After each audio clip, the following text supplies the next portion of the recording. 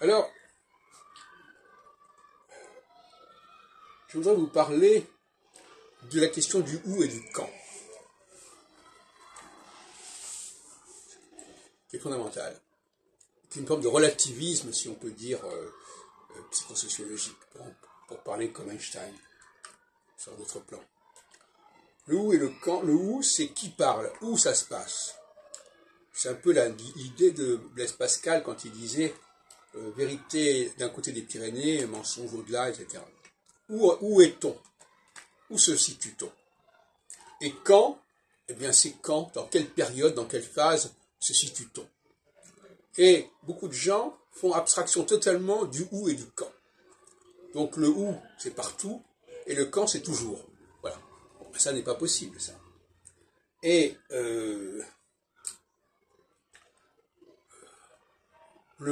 en phase solsticiale, on est dans on ne veut pas entendre parler du quand et du où, on veut une sorte d'unité et d'universalité, qui ne soit plus limitée par quelconque frontière.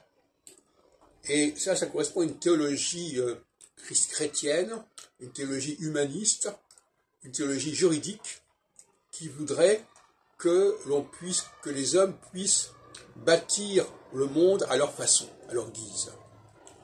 Et j'ai développé l'autre jour la dimension prométhéenne de Jésus.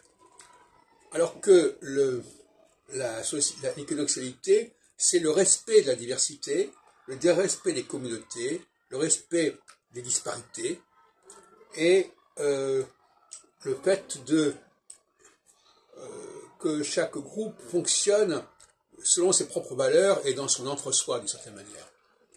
C'est pour ça que moi, je ne suis pas du tout choqué par le communautarisme. Et pour moi, le communautarisme est tout à fait compatible avec la gauche, alors qu'il ne l'est pas avec la droite. Et on le voit bien avec Zemmour, qui se veut de droite et qui, effectivement, est anticommunautariste.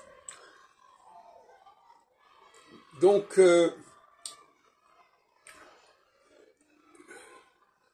l'astrologie est mal vécue en phase solsticiale, et on le voit actuellement avec des attaques, notamment sur France Culture, contre l'astrologie.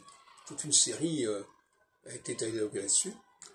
Alors que en phase équinoxiale, l'astrologie a son mot à dire, tout comme dans ce que j'appelle le quand, tout comme la question du masculin et du féminin.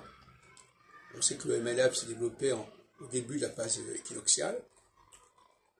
Donc il y a un certain nombre de clivages que la gauche respecte, dont la gauche tient compte, et dont la droite ne veut pas entendre parler.